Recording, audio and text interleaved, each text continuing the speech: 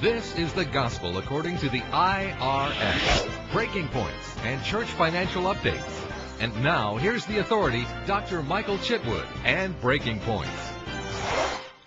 I'm Michael Chitwood. Welcome to Breaking Points. I'm glad that you joined us today because, man, do we have a lot of new things to go over today. We've been talking all week about Social Security and the benefits and the pros and cons. I want you to know that it's very important for us to make sure that you understand exactly the economic value of this subject. It would not be fair to you just to understand the practical side without understanding the economic side of this because, ladies and gentlemen, everything has an economic value to it in life.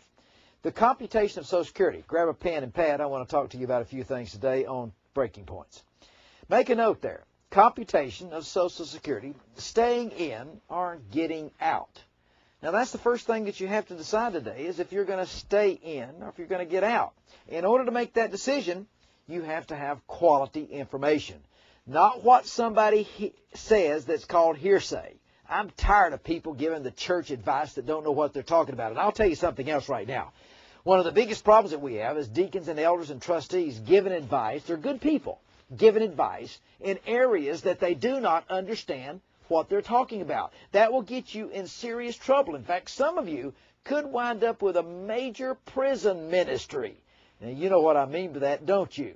It's important for us to stay away from that. So, computation of Social Security, staying in or getting out.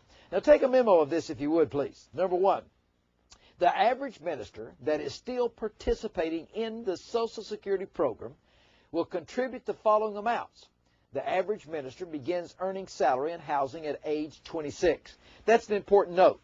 The reason for that is because every new minister that comes into your organization to work in the gospel, preaching the gospel, teaching the gospel, or working wherever the board or the pastor wants them to work, needs to realize that you'll start earning a salary and a housing allowance at age 26. At age 26. Point 2. Ministers must pay Social Security tax on their housing allowance, their salary, and excess reimbursements to the tune of 15.3%. The church cannot legally pay any of the minister's portion of that tax. Point 3, the years of service that you will work in the ministry, this is a national average, will be 40 years. Now, what I want you to make a real note of is this. The amount that you're going to contribute annually will be $11,180. $11,180. Now, what we have to look at is how we want to approach this subject economically. So you're going to pay in $11,000 per year, annually. You're 26 years of age. You're going to work for 40 years. That's the nation's average. The total that you will contribute to the Social Security program will be $447,000. $447,000 you're going to contribute 40 years beginning work at age 26. Now, look at the other side called staying in or getting out.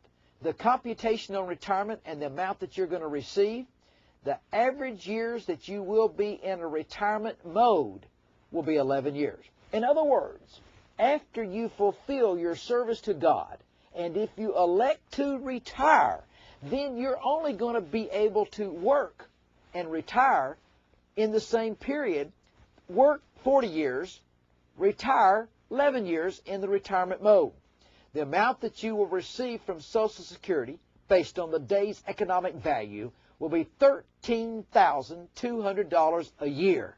Now, I don't know about you, but to draw retirement for 11 years at $13,000 a year, anybody can put a calculator to that and figure out that you're going to draw $145,000. Now, ladies and gentlemen, help me with this if you can. You're going to draw $145,000 out of the system. I just gave you a moment ago that you were going to contribute $447,000. That's a difference of $302,000.